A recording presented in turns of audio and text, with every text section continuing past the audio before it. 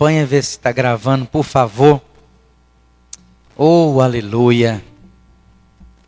Glória a Deus. Meus irmãos, eu quero rapidamente dar aqui alguns avisos e quero também responder algumas perguntas antes de compartilhar a palavra.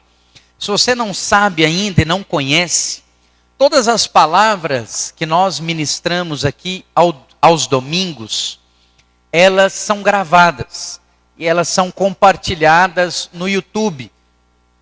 Nós distribuímos nos grupos da igreja via WhatsApp, mas às vezes você perde o link, chega muitas mensagens, você não acha mais no grupo. Todas elas são compartilhadas no YouTube. Se você digitar no YouTube Videira Montes Claros, você vai localizar lá o nosso canal. E aí tem todas as palavras que nós temos ministrado aqui. Dos últimos 2 meses, eu acho que já está tudo lá. Mas nós vamos colocar todas, desde que nós chegamos aqui, nós vamos colocar todas que já foram ministradas lá também. Eu queria que você abrisse a sua Bíblia, antes de eu dar qualquer aviso, qualquer recado. Em Gênesis capítulo 2, aliás, capítulo 3, e o verso 19. Gênesis 3:19, quero ministrar aqui o nosso ensino sobre dízimos e ofertas.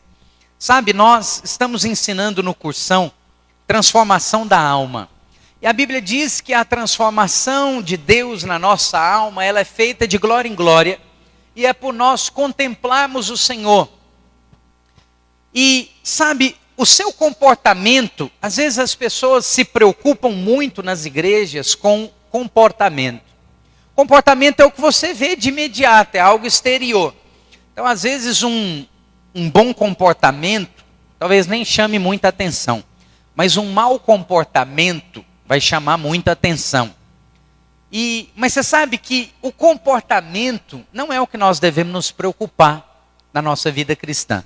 O que nós devemos nos preocupar é com a nossa crença. Porque o comportamento, ele é resultado da crença. Então, deixa eu te falar algo que é um comportamento natural, e à luz da palavra é um comportamento errado, que acontece conosco. Então, hoje, por exemplo, é dia 31 de março. É o último dia do mês. Normalmente, isso vai depender da crença que está no seu coração. Mas normalmente, hoje é o dia, é o domingo, de você ou nem ofertar, ou dar a sua menor oferta. E as nossas ofertas, normalmente, elas vão decrescendo. Do tipo, na ceia, se a ceia vem depois que você já recebeu, igual vai ser a próxima, normalmente é a sua maior oferta. É no culto de ceia. Você acabou de receber, você está com dinheiro ali na mão, e também às vezes você considera que e de fato é, um culto mais importante do que os outros, então naquele você quer dar uma oferta maior. Mas acontece que os domingos vão passando, e naturalmente o dinheiro vai acabando e as nossas ofertas vão diminuindo, não faz sentido. Mas se essa é a crença do seu coração, esse é o comportamento que vai produzir. Pastor, qual é a crença que produz esse comportamento? É o que eu vou ler para você agora, Gênesis 3:19. A Bíblia diz: no suor do rosto comerás o teu pão, até que tornes a terra, pois dela foste formado, porque tu és pó, e ao pó tornarás. Amém? Quantos reconhecem que isso é palavra de Deus? Amém? É palavra de Deus. É verdade. Mas não é verdade para você mais. Não é a verdade atual. Pastor, o que você está falando? Vai lá no YouTube, a verdade atual da palavra. Está lá no canal, escuta essa palavra. Porque isso aqui é um exemplo clássico. É palavra de Deus, é verdade, mas não é para você. Um dia eu morava lá em BH ainda, e aí parei no sinal, e uma pessoa veio vendendo bala, colocou ali no retrovisor, e estava esse versículo: do suor do teu rosto comerás o pão. E aí eu vi o menino correndo de um lado para o outro. Quando eu li esse versículo, o Espírito Santo falou comigo: é por isso que ele não prospera e não vai prosperar. Eu falei: como assim, Senhor? Ele está trabalhando, ele está se esforçando, né? O trabalhador é digno do seu salário, ele vai prosperar. O Senhor falou comigo: não vai, porque ele não crê corretamente. E aí eu comecei a meditar nesse versículo: do suor do teu rosto comerás o teu pão, até que te tornes a terra, pois dela foste formado, porque tu és pó e ao pó tornarás. Ok. Qual é o contexto desse versículo? O homem tinha acabado de pecar, ele é expulso do jardim. Qual que era a provisão dentro do jardim? A Bíblia diz que de toda árvore do jardim poderás comer livremente. Sem suor, sem esforço, vai lá e pega. E a Bíblia diz também que aquilo que o homem precisava ou precisou, Deus fez brotar do jardim. Então o homem foi colocado no jardim quando o jardim já estava pronto. Então não teve esforço, não teve sacrifício, não teve suor do homem no jardim, não tinha isso. Mas quando pecou, fez uma escolha: vai viver pelo certo e o errado. Então agora você não pode ficar mais no jardim. Agora, para você ter o seu sustento, você vai ter que suar. Ok. Então, pera lá. Eu não estou na base mais de Adão, eu estou na base de Cristo. Então essa palavra não é para mim. Então não faz sentido a minha provisão ser do suor do meu rosto. Agora olha o restante: até que te tornes a terra, pois dela foste formado, porque tu és pó e ao pó tornarás. Sou não sou mais, já fui. Aquele que é nascido da carne é carne, aquele que é nascido do espírito é espírito. Eu não sou mais pó dessa terra, eu tenho a natureza de Deus. Você está entendendo? Quantos têm? Amém? Você não tem mais a natureza de Adão, você não é feito do pó, acabou, você nasceu de novo. Você é nascido do Espírito. É o que Jesus ensinou para Nicodemos. Tem que nascer de novo. Mas como que eu vou entrar de novo na barriga da minha mãe? Falou: não, o que é nascido da carne é carne, o que é nascido do Espírito é Espírito. Você já foi nascido da carne. Quando você era só nascido da carne, você era feito de pó. Mas eu não sou mais. Então peraí, essa palavra não é para mim. Aí o verso 23 diz: o Senhor Deus por isso o lançou fora do jardim do Éden, a fim de lavrar a terra, a fim de trabalhar, a fim de se esforçar. Tá bom, pastor, se essa não é a palavra para mim, qual é a palavra para mim então? Abre lá, Salmo 127, verso 1. Salmo de número 127, o verso 1. Essa aqui é que é a palavra para você. E olha para você ver como a Bíblia é algo poderoso. As duas estão no Velho Testamento. Só que uma é da Velha Aliança e a outra é da Nova. As duas no Antigo Testamento. Então não pense que é Velho Testamento, já passou. Não. O Velho Testamento pode ser muito atual na minha e na sua vida. Mas você precisa lê-lo e enxergá-lo com as lentes da Nova Aliança. Salmo 127, verso 1. Se o Senhor não edificar a casa, em vão trabalham os que a edificam. Se o Senhor não guardar a cidade, em vão vigia a sentinela. Inútil, eu amo esse versículo, vos será levantar de madrugada, repousar tarde, comer o pão que penosamente granjeastes. Aos seus amados ele o dá enquanto dormem. Essa é a palavra para nós. Sabe o que está falando aqui? Se o Senhor não trabalhar pela sua prosperidade, não adianta você trabalhar. Se você não tiver com a base correta da palavra, mas eu vou levantar cedo, eu vou dormir tarde, o meu expediente de 8 horas eu vou fazer 16, eu vou arrumar mais um emprego. Não é isso que resolve. Não é essa a chave. Não, eu preciso é ter mais renda. Não. Você precisa crer corretamente. Você precisa de mais sabedoria. Só isso. É isso que você precisa. Inútil vos será levantar de madrugada e repousar tarde. Aí olha que maravilha. Quantos aqui são amados de Deus? Você crê nisso? Crê mesmo? Então para você, Ele dá graciosamente. Pastor, quando Ele me dá? Quando eu esforço muito. Não, se você esforçar muito, Ele não vai dar. Você já está esforçando, vai colher aí o que você está fazendo. Mas se você quer que Ele te dê, o que é esse dorme? Não é você ficar dormindo na sua casa. Não, então segunda-feira eu não vou trabalhar, eu vou ficar dormindo lá em casa e o salário vai cair na minha conta, vai cair na sua conta, um acerto, você vai ser mandado embora. Não é salário que vai cair na sua conta, realmente alguma coisa vai cair. Mas não é isso, você vai perder o emprego.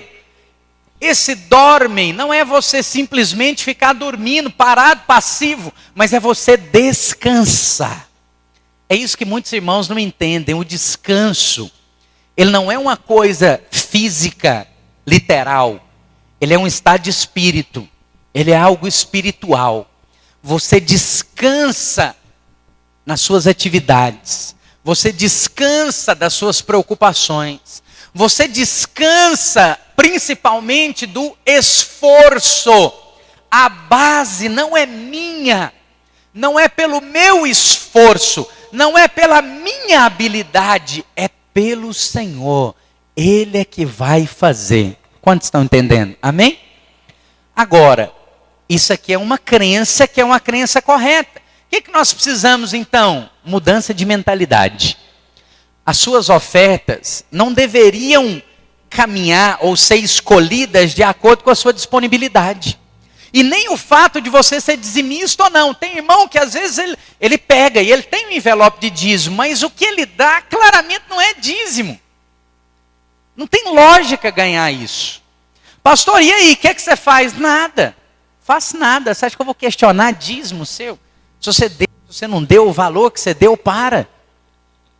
Isso é um negócio seu com o Senhor, mas expressa a sua crença. Você está crendo que é do suor do seu rosto. Eu tenho que então, porque é final de mês, economizar e segurar tudo comigo, porque senão até eu receber sexta-feira que vem eu não vou ter mais dinheiro. Ok, se a sua crença é que é do suor do teu rosto que você come o pão, o seu comportamento está certo. Mas se a sua crença é que você é amado de Deus e que Ele dá graciosamente para você, então o comportamento não faz sentido ser esse. E se Ele falar comigo e me tocar para eu dar o que eu tenho aqui, às vezes, que eu estava reservando para a semana inteira, eu vou dar. Porque eu não sou sustentado pelo meu salário. Não é pelo meu emprego, é pelo Senhor. Ele é quem me dá. Você já vê isso também no Antigo Testamento. O pão nosso de cada dia dá-nos hoje. Qual era a vida no deserto? O que o povo comia? O maná que caía do céu. E sabe o que é interessante no maná? Não podia guardar para outro dia. Você sabe que Deus é muitas coisas, mas tem uma coisa que Deus não faz. Deus não poupa. Deus não economiza. Deus usa tudo. A Bíblia diz isso.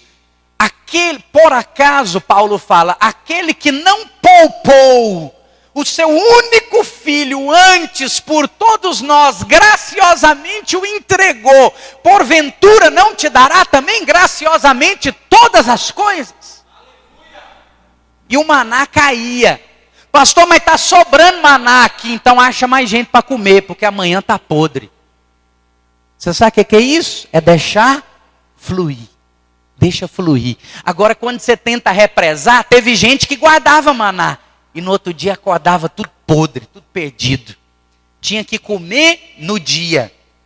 Deixa eu te ensinar uma coisa que eu tenho aprendido com o Senhor. Eu já tinha lido, eu já conhecia, mas eu não vivia na prática, agora eu estou vivendo. A Bíblia fala que a nossa transformação é de glória em glória.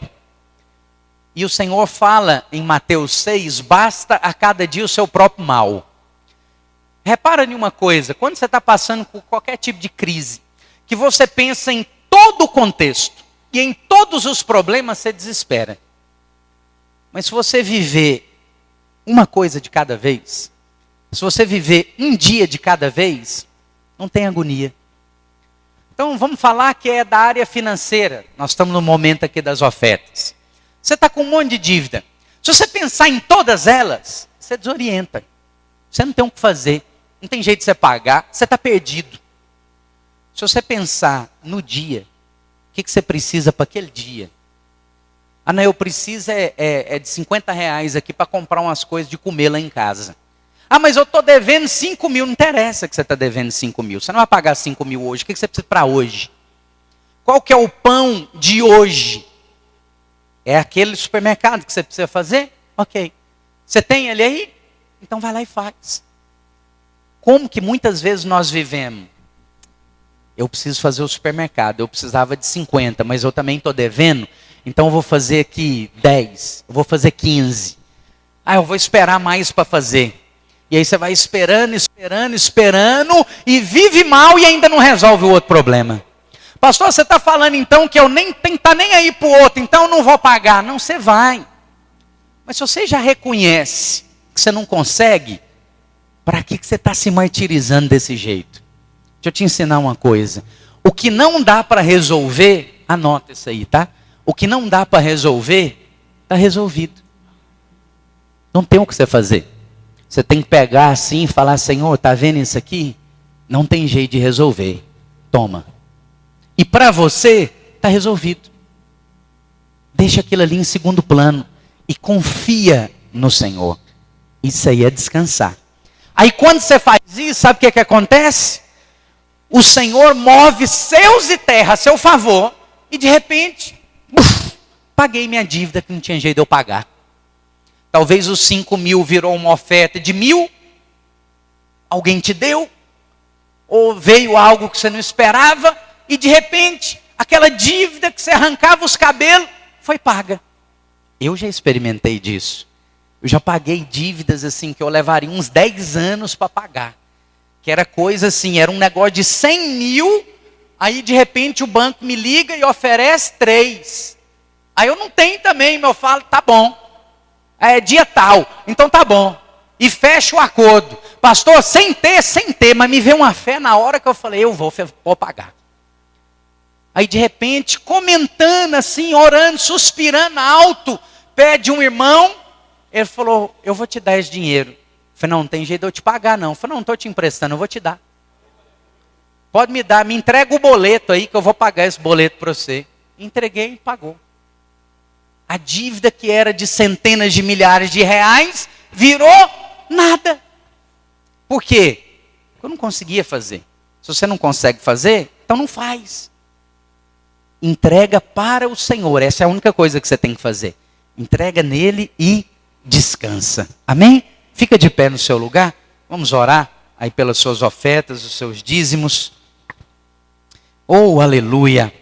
Senhor, em nome de Jesus, nós agradecemos a Ti pela Tua bondade. Pai, a Tua bondade é o que mais nos marca, o Teu amor, a Tua graça. O Senhor é bom, em todo tempo o Senhor é bom. Pai, obrigado, porque nós temos a oportunidade de nessa manhã entregar uma oferta, entregar um dízimo ao Senhor. Pai, nós queremos fazer cada vez mais isso, com gratidão e com alegria no nosso coração, em nome de Jesus. Aleluia. Sai do seu lugar, vem até aqui à frente, traga com alegria e gratidão sua oferta, seu dízimo. Os dizimistas podem permanecer aí, para nós orarmos, por favor. Oh, aleluia.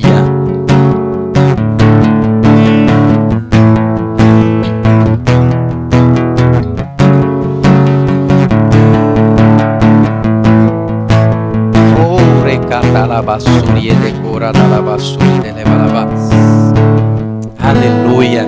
Estenda suas mãos para cá, irmãos. Vamos orar por esses dizimistas. Sabe que hoje, antes de começar o culto, Deus me deu uma palavra para profetizar na vida dos dizimistas. Eu não sei se é para todos os dizimistas ou é para vocês que estão devolvendo o dízimo hoje. Mas você que já está aqui, então você já cai para dentro, né? O Senhor falou comigo algo interessante, assim, não dá para a gente saber quem vai devolver dízimo que dia, né? Mas o Senhor falou claramente comigo, fala que nos próximos 6 meses, eu vou multiplicar por 3 o dízimo deles. Essa palavra é para vocês. Para você que é dizimista aí também, você pode receber em qualquer lugar. Mas essa palavra me veio, né? No segundo domingo que vem umas coisas assim, né? Veio um número no outro. E agora, vem eu falo, entregue. Os próximos 6 meses, marca a data, marca o dia de hoje. O dízimo de vocês vai ser multiplicado por 3, em nome de Jesus. Pai, obrigado pela vida de cada um desses irmãos e irmãs. Que cada dia, tua graça e o teu favor possam ser mais evidentes na vida de cada um deles, em nome de Jesus. Amém. Aleluia. Glória a Deus. Irmãos, eu gostaria de, sim, pedir para você encarecidamente que você faça a sua inscrição hoje do seminário que nós vamos fazer Prosperidade com Propósito, que é o Start, é a segunda edição que nós estamos fazendo, que você faça isso hoje. As 20 primeiras inscrições vão ganhar uma camiseta. E o Senhor nos agraciou em ter aqui o Pablo Marçal, que é um irmão que tem sido muito usado por Deus, especialmente nessa área, em uma questão que é o que nós mais queremos, de mudança de mentalidade. Então, assim, é um negócio que é completamente graça de Deus. Esse irmão, para ele fazer o que ele vai fazer aqui, você deveria pagar aí, talvez uns R$2.000 para estar aqui. Seria mais ou menos o que ele cobraria, dentro do que ele vai ministrar aqui para nós. Eu vou estar ministrando também. No entanto, a inscrição é R$50. E ele está vindo sem cobrar absolutamente nada. Nós apenas compramos a passagem dele. Vamos organizar um hotel para ele ficar, porque não tem voo para ele voltar no mesmo dia. E eu vi claramente que isso é graça de Deus. Ele não tem agenda para ir. E aí, quando eu falei com ele da última vez, eu recomendo você, antes de participar, assistir os vídeos dele que está no YouTube. Você vai ser muito abençoado. E ele tem ministrado na Europa, no Brasil inteiro, tem aberto escritórios para fazer isso em várias partes do Brasil. E assim, era muito improvável que ele pudesse, em um prazo assim de 15 dias, estar aqui conosco. Mas ele vai estar.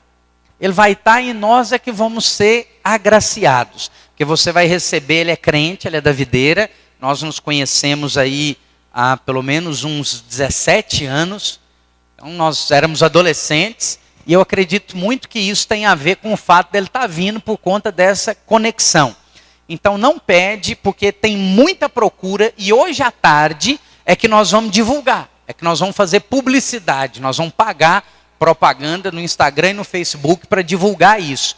Mas sem divulgar, já tem gente vindo de Paracatu, de Três Marias, de Sete Lagoas, pessoas que acompanham ele no Instagram, que vêm, ouviram ele falar numa live que ele estaria aqui em Montes Claros, já procuraram, e o máximo que a gente consegue colocar aqui, alugando cadeira nesse lugar, contando com uma parte aqui de cima, que também dá visão para cá, é 200 pessoas. Mais do que isso, não dá para ter. Talvez você pode achar assim, nossa, mas não vai ter 200 pessoas aqui. Faz sua inscrição. É possível que até mesmo encerrem as vagas. E eu queria dar um último aviso aqui, que é do jejum. Nós vamos começar o nosso jejum e vamos utilizar esse livro. Aliás, esse aqui é até filho único. Se você quiser levar hoje, pode levar. É o único que tem aí. Igrejar, vivendo a vida da igreja. Nós estávamos marcados para agora, amanhã, dia 1º. Mas eu não vou estar com os livros na mão. E eu quero fazer com assim, o máximo de pessoas com o livro na mão, para você ler e praticar o que está aqui no livro. Que eu sinto no meu espírito que vai ser uma revolução para nós. Então, nós vamos começar no dia 15, ok? Dia 15 de abril, e aí vamos até dia 5 de maio. Então você tem, quem não fez a encomenda ainda, parece que 12 pessoas encomendaram. Quem não fez a encomenda ainda, você pode fazer até quinta-feira. Até quinta-feira dá para você encomendar, e aí eles já vão estar aqui a partir da próxima semana, ok? O valor é R$25, e eu queria muito que você participasse conosco nesse jejum. Aleluia. Pastor, se Deus não está no controle, responder aqui uma pergunta, e depende de nós dar o governo para Ele, como orar por uma restauração de um casamento que somente uma parte deseja? Eu quero a restauração, mas meu ex-marido já tem outra família.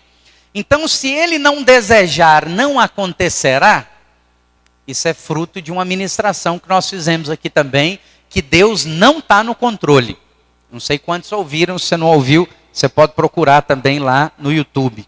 Bom, de fato nós aprendemos que Deus está no controle dos céus e não da terra. Salmos 115, verso 16. A Bíblia diz: os céus são os céus do Senhor, mas a terra deu a ele aos filhos dos homens. A oração do Pai Nosso, Jesus ensina isso. Seja feita a sua vontade aqui na terra, como é nos céus. Para pensar. Se Jesus falou para orar desse jeito, então é porque na terra não é feito só a vontade de Deus. Se você ligar o jornal, você vai ver que aqui na terra não é feito só a vontade de Deus. É muito mais feito o que não é a vontade dele do que o que é. O que é a vontade dele é feito num grupo restrito, que é o reino dele, que é a igreja. Provérbios 21:1. Como ribeiros de águas, assim é o coração do rei na mão do Senhor. Este, segundo o seu querer, o inclina. O que aconteceria nessa situação aqui? Estou orando para a restauração do meu casamento, mas a outra parte não quer, mas eu quero. Se Deus não está no controle e ele tem que ser colocado no governo, ok, eu coloquei ele no governo da minha vida, mas a outra parte não colocou e não deseja o que eu desejo, então não vai acontecer. Provérbios é que te responde. Deus inclina o coração das pessoas de acordo com o que ele bem quer. A Bíblia diz que ele opera em nós o querer e o realizar. Você ora e Deus coloca em algum momento também a vontade dele no coração daquela pessoa. Pastor, mas se ele fizer isso, então ele está no controle. Não, mas não é ele que impõe a vontade dele. A outra pessoa deseja a restauração, mas aquele desejo partiu de Deus. Pastor, não entendo isso. Vou te explicar. Êxodo capítulo 9, verso 12. Vou te dar exemplo na Bíblia. Êxodo 9, 12. Se você puder, abre aí. Olha só o que a Bíblia diz. Porém, o Senhor endureceu o coração de Faraó, e este não os ouviu, como o Senhor tinha dito a Moisés.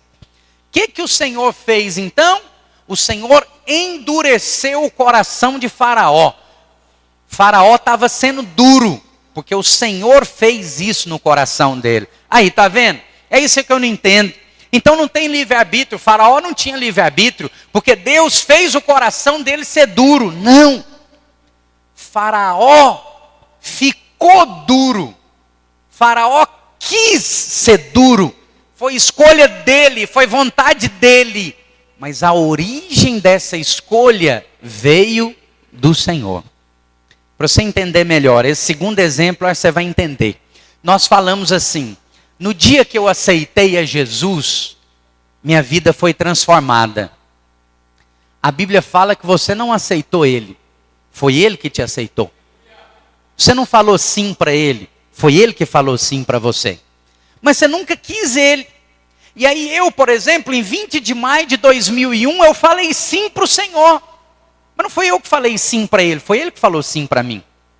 O sim que saiu da minha boca, foi ele que pôs no meu coração. Mas não foi forçado. Então meu livre-arbítrio não foi ferido. A minha vontade não foi manipulada. Eu quis falar, entra na minha vida. Mas eu só quis naquela data porque ele colocou em mim esse querer. Consegue entender? Fica confuso isso para você? Não interfere em nada no livre-arbítrio. Não é controle da parte de Deus. Mas ele inclina o coração do rei de acordo com a vontade, com o propósito dele. E mais, a Bíblia diz que antes de eu nascer, ele já tinha me escolhido, me chamado e me constituído. Eu não sabia disso. Naquele dia, então, se manifestou. Mas aí nós falamos, eu aceitei o Senhor. Mas João fala, não fostes vós que me escolhestes, antes eu vos escolhi. É isso que Cristo fala. Ficou claro para os irmãos? Espero ou ter te esclarecido ou ter gerado ainda mais dúvidas. Que aí você pergunta mais e a gente tem mais oportunidade de responder. Aleluia. Vamos ministrar a palavra do Senhor. Hoje nós estamos encerrando a série Mergulhando na Graça. E eu creio que você, assim como eu, tem sido muito abençoado. Sabe, eu saio daqui no domingo assim, extasiado. E é interessante porque parece que, às vezes eu estou pregando aqui, eu sinto como se eu estivesse pregando aqui, mas eu estivesse sentado lá também me ouvindo. E eu recebo tanto, e tanto, e tanto, e tem sido tão bom. Eu não sei se essa ministração especificamente, que é o encerramento, se eu vou conseguir fazê-la toda hoje. Talvez eu faça metade hoje e metade no outro domingo. Mas a Bíblia fala que melhor é o fim das coisas do que o início delas. Então, se o fim é melhor, essa é a melhor que você vai ouvir de todas. Amém? Pergunta para o irmão. Então, hoje vai ser o mergulho mais fundo que você vai dar. Pergunta para o irmão que está do seu lado aí. Você está preparado? Vamos orar por isso? Feche os seus olhos aí, curve a sua cabeça em sinal de reverência ao Senhor. Vamos orar. Pai, em nome de Jesus, nós oramos ao Senhor nessa manhã, pedindo ao Senhor espírito de sabedoria e de revelação no pleno conhecimento da Tua palavra. Pai, nós queremos aprender mais de Ti. Queremos crescer no ensino da Tua palavra. Queremos que não apenas escutemos essa palavra audivelmente, mas nós queremos recebê-la no nosso espírito. Que ela possa ser impressa no nosso coração de uma maneira irreversível, em nome de Jesus. Amém. Aleluia. Olha só, nós já ministramos aqui outras vezes que a vontade de Deus sempre foi se relacionar conosco pela graça. Talvez você também não ouviu isso, eu te dar exemplos aqui rápidos. Abraão, por exemplo, que é chamado o pai da fé, ele é chamado o pai da fé e no momento lá em Gênesis em que ele se torna justo, em que ele crê, a Bíblia diz, Abraão creu no Senhor e isso lhe foi imputado por justiça. Então naquela hora ele foi feito justo, naquela hora o Senhor o recebeu. Ele foi feito justo e ele é o pai da fé, só que assim que passa esse momento, no capítulo seguinte, ele sai da terra onde ele estava e vai em direção ao Egito. E chegando no Egito, as pessoas, os oficiais lá de Faraó, perguntam para ele, porque acha a esposa dele muito bonita, pergunta para ele quem é ela. E ele fala, é minha irmã. Mentiu, pecou. Ok. Aí depois ele vai em um outro lugar, ele vai ter com outro rei chamado Abimeleque. E acontece a mesma coisa, tinha uma unção na vida de Sara. Que ela tinha 90 anos e todo mundo queria ela. É interessante isso. E lembra, naquela época não tinha Natura, nem Avon, nem Mary Kay, nem Jequiti, não tinha nada. Não tinha coisa laser, não tinha nenhum tratamento de beleza, Henrique. Mas a dona com 90 anos de idade, todo mundo ficava, uau, é o que sua? Aí sabe o que Abraão falava? Minha irmã.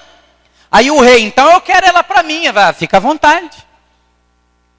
Entregou a mulher e mentiu. Mentiu, não foi uma vez só não, duas. Aí esse cara que mentiu, a Bíblia fala que ele é o pai da fé. E o pai da fé foi incrédulo para esperar o filho Isaac. E resolveu deitar com a empregada e ter Ismael. O pai da fé não cria. Isso é o quê? Isso é merecimento ou isso é graça? É graça. Jesus é o leão da tribo de Judá. Quem foi Judá, gente? Quem que era esse cara? A Bíblia fala que Judá, ele se deitou com uma prostituta. E a prostituta não era prostituta, era a nora dele que estava vestida de prostituta. E ele foi lá e se deitou com ela. E Jesus é o leão da tribo desse cara. Ele não merecia isso. Então não é por merecimento. Então é algo que é pela graça.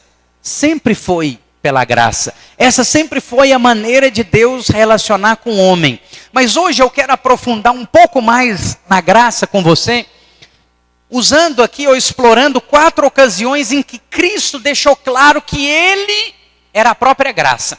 E que a lei estava sendo definitivamente deixada para trás. A plenitude, presta atenção, esse é o título dessa palavra. A plenitude da graça. Quem é ou qual é a plenitude da graça? Cristo. Cristo é a plenitude da graça. A Bíblia diz isso em Colossenses capítulo 2, verso 9. E todos nós, eu creio nisso, creio que você também reconhece isso, temos recebido graça sobre graça. É o que fala João 1,16. Porque temos recebido a Cristo. Então, são 4 coisas que eu quero te falar. Quero chamar a sua atenção nesse dia. E a primeira delas, de características da graça, da plenitude da graça, que é a plenitude da vida cristã. A primeira verdade é, a graça promove cura. Abra a sua Bíblia lá em Marcos capítulo 5 e o verso 24. Marcos 5, 24. A Bíblia fala da cura da mulher hemorrágica. Diz assim o texto: grande multidão o seguia comprimindo. Aconteceu que certa mulher que havia 12 anos vinha sofrendo de uma hemorragia e muito padecer à mão de vários médicos, tendo despendido ou gastado tudo quanto possuía, sem contudo nada adiantar. Antes, pelo contrário, só piorou. Tendo ouvido a fama de Jesus, vindo por trás dele, por entre a multidão tocou-lhe a veste, porque dizia: se eu apenas lhe tocar as vestes, ficarei curada. E logo se lhe estancou a hemorragia e sentiu no corpo estar curada do seu flagelo. Jesus, reconhecendo imediatamente que dele saíra poder, virando-se no meio da multidão, perguntou: quem me tocou nas vestes? Responderam-lhe os discípulos: vês que a multidão te aperta e te dizes: quem me tocou? Ele, porém, olhava ao redor para ver quem fizera isso. Então a mulher, atemorizada e tremendo, consciente do que nela se operara, veio, prostrou-se diante dele e declarou-lhe toda a verdade. E ele lhe disse: filha, a tua fé te salvou. Vai em paz e fica livre do teu mal. Presta atenção. A Bíblia fala que essa mulher sofria dessa hemorragia havia 12 anos.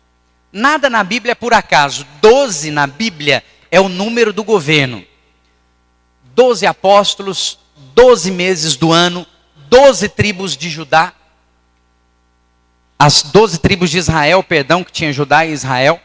Então, isso fala de um governo, isso fala de uma totalidade. Ela era governada por uma enfermidade. E as palavras dos médicos, que eram os religiosos da época, os fariseus, fizeram ela ficar ainda mais pobre e ainda mais doente. E é isso que a religião faz. Você conhece gente que oferta, dizima e está cada vez mais pobre? Eu conheço. Pastor, por que isso acontece? Porque o sujeito vive na religião. Essa mulher vivia na religião. Os médicos da época eram os religiosos, eram os fariseus. Então, o que eles ensinavam para ela? O que eles falavam para ela? A lei. E isso adiantou para ela? Não. A Bíblia diz que ela ficou mais doente e ficou pobre. Quando o sujeito está na religião, é isso. Aí ele vai na igreja, aí a igreja pede o carro, a igreja pede o cartão, a igreja pede não sei o quê. E ele dá tudo, porque ele está querendo que a vida dele muda. E aí a vida dele não muda nada, aliás, muda. Ele fica mais pobre do que ele já era. Pastor, então dízimo e oferta não funciona? Nada na base errada funciona. Nem dízimo, nem oferta, nem nada. Se for na base errada, não funciona. Mas se for na base correta, se for na verdade atual, aí a maior oferta é a da viúva pobre, que era 5 centavos. E Jesus fala: essa deu a maior oferta de hoje. Porque não é o natural, porque não é o valor, porque não é na base da religião. O que a Bíblia diz? Ela ouviu falar sobre Jesus e resolveu ir lá. Então ela não ouviu falar sobre lei. Porque se ela tivesse ouvido que Jesus pregava a lei, ela não iria, porque ela não podia sair na rua. A lei de Moisés dizia que ela não podia sair na rua, porque ela é impura, ela é imunda, ela tem um fluxo de sangue. E se ela saísse, ela deveria sair sem tocar em ninguém, deveria sair gritando: imunda, imunda, imunda, para todo mundo ouvir e se afastar dela. Ela nunca poderia entrar no meio de uma multidão. Várias pessoas tocaram nessa mulher, com certeza. Mas então ela ouviu falar que Jesus agia diferente. Talvez ela ouviu falar da mulher pega em adultério. O Espírito Santo falou isso comigo.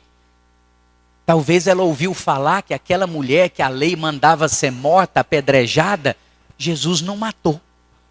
E nem ninguém que estava perto matou. Jesus agiu de graça com aquela mulher. Ela falou, então, a minha esperança é esse sujeito, porque ele tem o poder de curar e ele ainda tem graça. Então eu vou lá. E ela vai.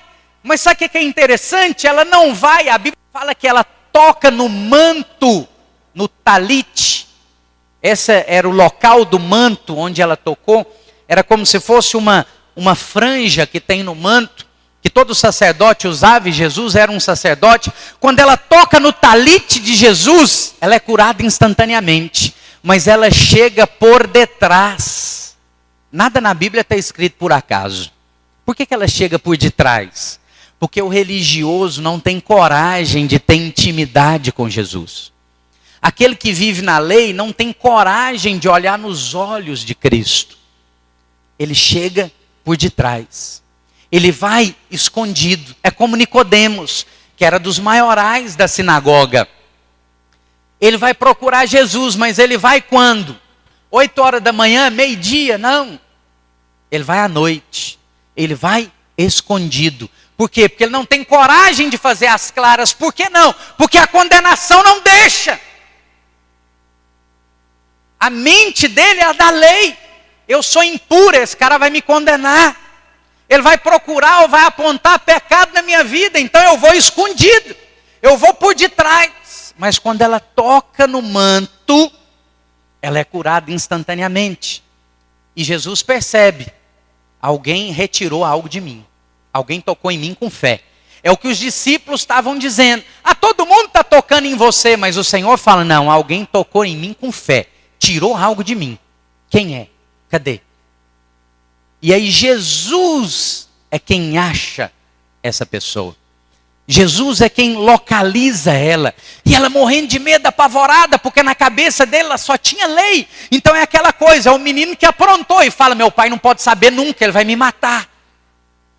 Mas aí quando ela descobre o pai Jesus, o que o pai fala para ela? Em outras palavras, que bênção. Que bom que você teve coragem de fazer isso. Essa fé sua salvou. E é engraçado porque ele chama ela de filha.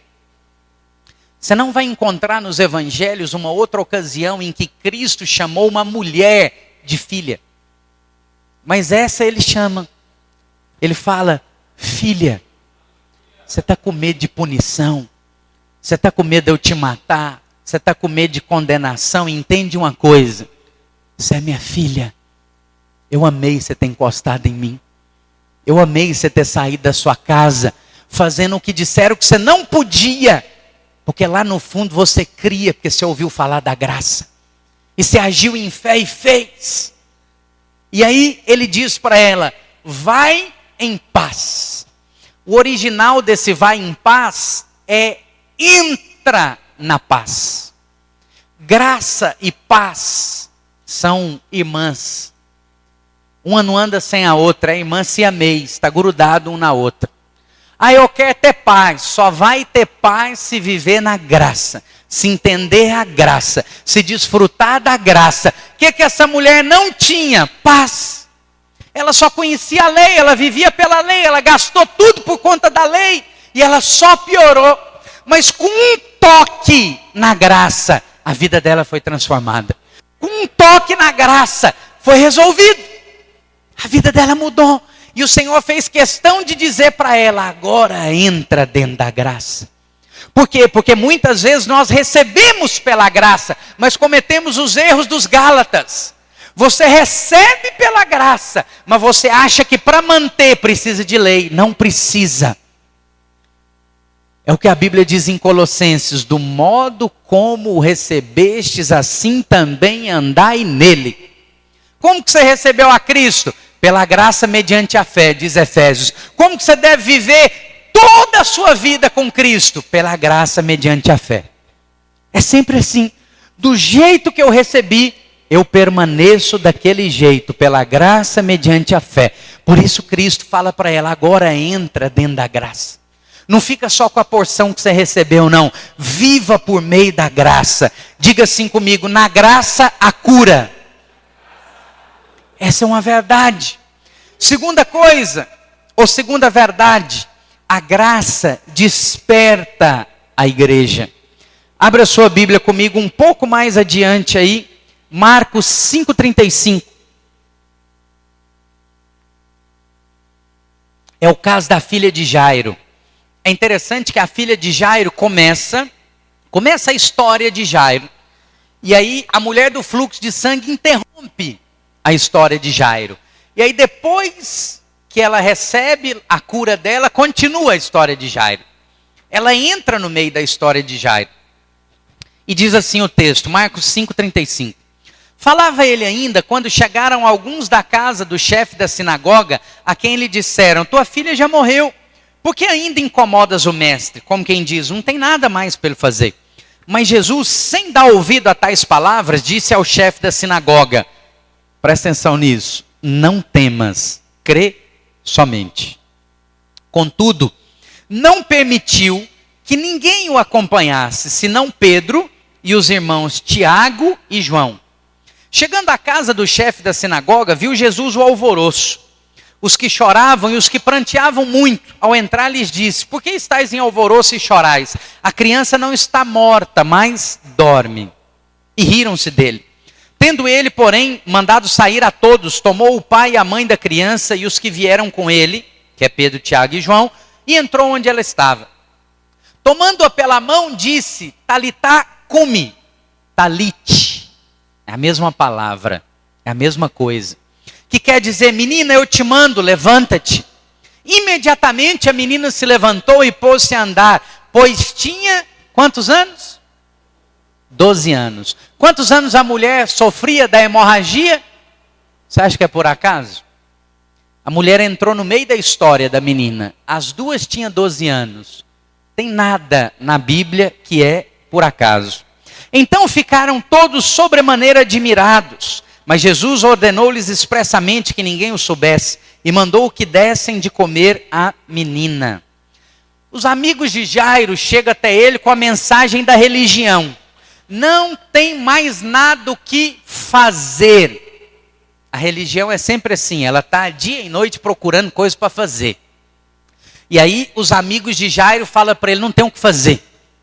Por que você ainda incomoda o mestre? Qual foi a mensagem de Jesus? Não é fazer, é crer. Não temas, não tenha medo, crê somente. Essa é a base de todo cristão, crê somente.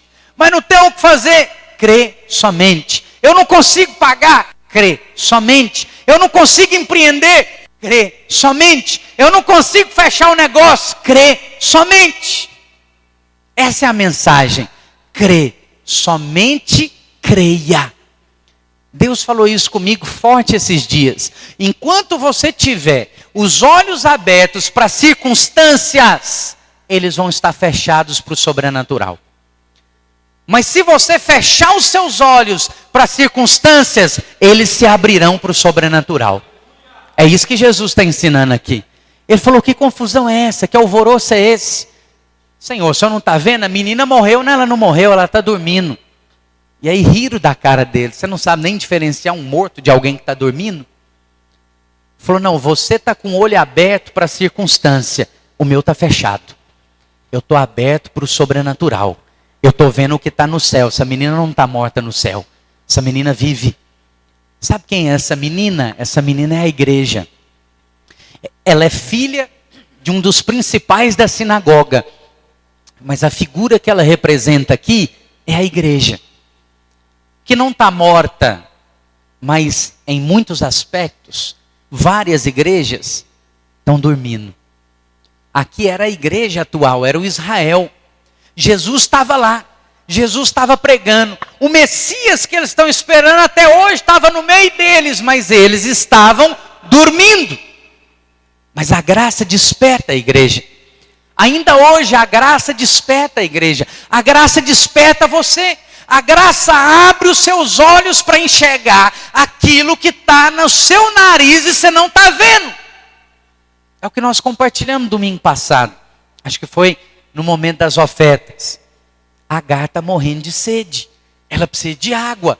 E ela está pronta, sentada, esperando a morte em frente a um poço d'água. Mas ela não vê. Mas quando o Senhor toca ela, os seus olhos são abertos. A Bíblia diz que nós temos a nossa alma transformada quando nós não temos o véu, com o rosto desvendado, com o rosto sem véu. Qual véu? O véu da lei.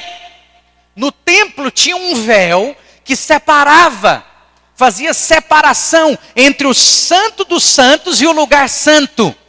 A Bíblia diz que assim que Jesus foi crucificado, o véu do templo se rasgou de cima para baixo. Ele tinha mais de 7 metros de altura, não tinha jeito de ninguém lá em cima rasgá-lo. E a espessura dele era de mais ou menos 2 palmos. Era um tecido. Pensa num tecido de 2 palmos. Quem consegue rasgar? Ninguém consegue rasgar. Quem rasgou o véu do templo que fazia separação? Deus. Quando Cristo diz, está consumado, o véu rasga igual uma folha de papel. De cima para baixo. Qual é a mensagem de Deus? Esquece, acabou isso aqui. Não quero isso aqui mais, acabou. Não tem separação mais, agora é Ele. Jesus está no Monte da Transfiguração. E aí aparecem lá 2 pessoas. Moisés e Elias. E aí Deus fala audivelmente com Jesus de novo, igual no batismo. E ele diz, esse é o meu filho amado, a ele ouvi. Por que a ele ouvi? Quem é Moisés e Elias? Elias é o profeta. Representa todos os profetas. Moisés representa a lei. O que Deus Pai está falando naquela hora? Esquece profeta. Esquece a lei.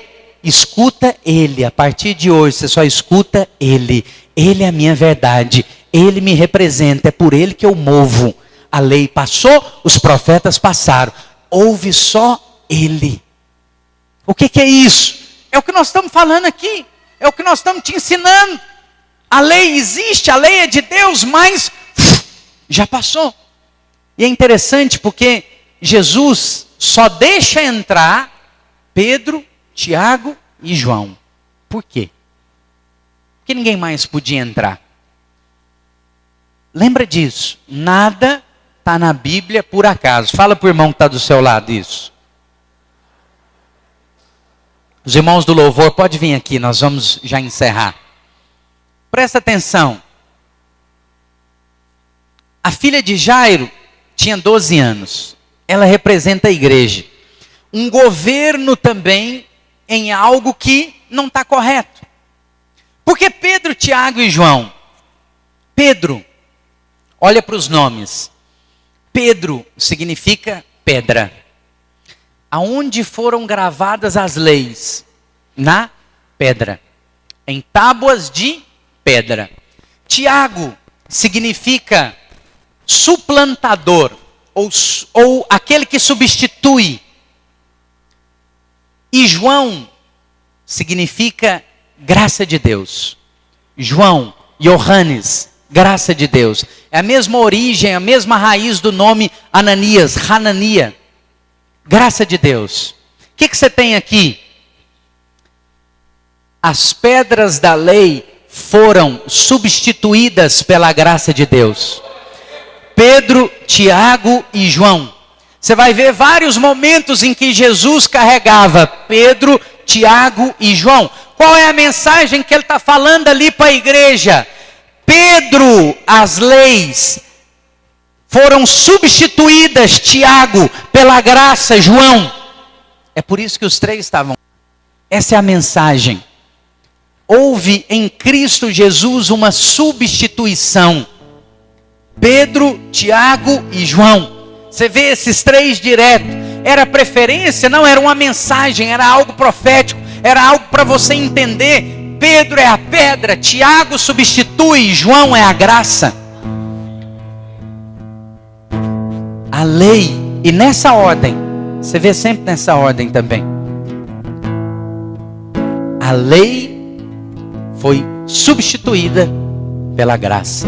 E aí o que acontece? A menina desperta. Não é fantástico isso? Irmãos, quanto mais você estuda a Bíblia, mais maravilhado você fica com ela. Você fala, não é possível, até isso, até os nomes, a ocasião, nada é por acaso. Tudo aquilo aconteceu, tudo aquilo é literal, mas tudo aquilo também é pedagógico para mim e para você.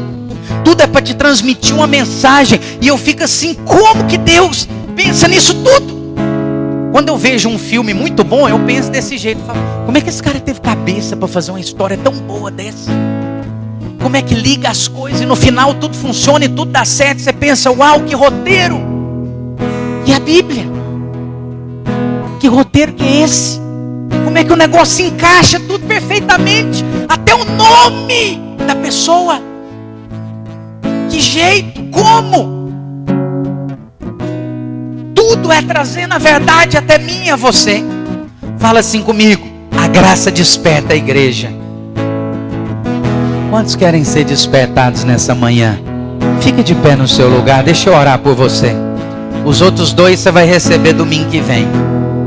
Domingo que vem você vai receber aqui que a graça remove a avareza e ativa a generosidade.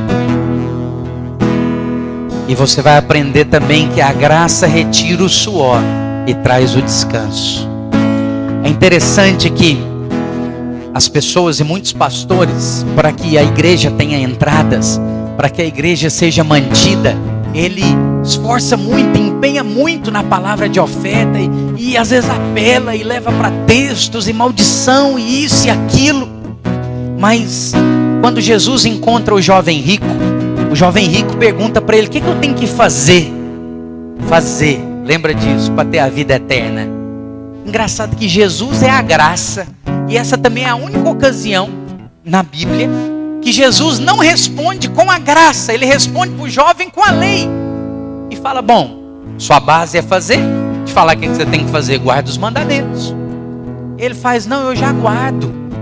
Ele fala, bom, então, como eu te conheço, vende tudo que você tem, porque é nisso que você confia. Dá para os pobres. Troca o seu tesouro da terra pelo céu. E aí o jovem vai embora triste, porque qual é a mensagem do jovem? Eu não confio no céu, eu confio no suor do meu rosto, eu confio no que eu consegui na terra. É isso que me dá segurança. Mas qual que é a mensagem que Jesus deu para Jairo, para a filha dele lá, para a igreja? Não temas, crê somente. O que você tem na terra, o que você tem de dinheiro não vale nada. Pode acontecer em qualquer país o que aconteceu, o que é realidade hoje, por exemplo, na Venezuela. E o cara que tinha 1 bilhão na moeda da Venezuela guardado no banco, o que ele faz com isso hoje? Ele compra uma cesta básica com 1 bilhão que ele tinha. Hoje 1 milhão de reais vale muita coisa. Daqui 3 anos 1 milhão de reais pode ser o dinheiro que você vai levar na padaria para comprar um pão. Não é isso que tem valor. Nós já vivemos isso aqui no Brasil. Quantas moedas nós já tivemos desde que você nasceu? A que está rendendo mais é a que está aí até hoje. Mas o que te garante? Nossa confiança não pode estar aqui. Aí Jesus pediu para o jovem rico tudo e ele não deu nada. Mas para Zaqueu, Jesus não pediu nada e ele deu tudo. Zaqueu encontrou a graça de Deus. A Bíblia fala que ele estava querendo ver a Jesus, conhecer a Jesus. Ele não estava preocupado com lei, ele não estava preocupado com procedimento, ele queria ver a pessoa. Eu quero ter contato com a pessoa. E aí Jesus vê lá em cima da árvore e fala assim, oferecido, desce daí, eu vou para sua casa hoje. E aí eles estão lá comendo, não há pregação, não há ministração, não tem discurso de Jesus. No meio da comida, Zaqueu levanta e fala, eu vou pegar metade de tudo que eu tenho, vou vender e dar para os pobres. Espera lá, é o que o jovem rico não quis. Jesus pediu para o jovem rico, mas para Zaqueu ele não pediu. Por que para Zaqueu ele não pediu? Porque Zaqueu encontrou a graça, não precisa nem te pedir. A generosidade jorra da sua vida, manifesta na sua vida. E aí Zaqueu não faz conta. O religioso faz muita conta, 10% do meu rendimento Deus me livre, eu não estou dando conta de viver com 100, vou viver com 90. Não, se eu der 50 reais de oferta, vai me faltar tanto. Se eu der 20, vai pesar, eu tenho que dar 2, eu tenho que dar moedinha. Deixa eu pensar aqui, o que eu vou dar? Faz conta o tempo inteiro. Mas aquele que experimentou da graça de Deus, ele não calcula. Zaqueu não fez conta, não. Porque se ele tivesse feito conta, ele não tinha falado o que ele falou. Porque além dele pegar metade do que ele tem, vender e dar para os pobres, ele falou, se alguém eu enganei aqui,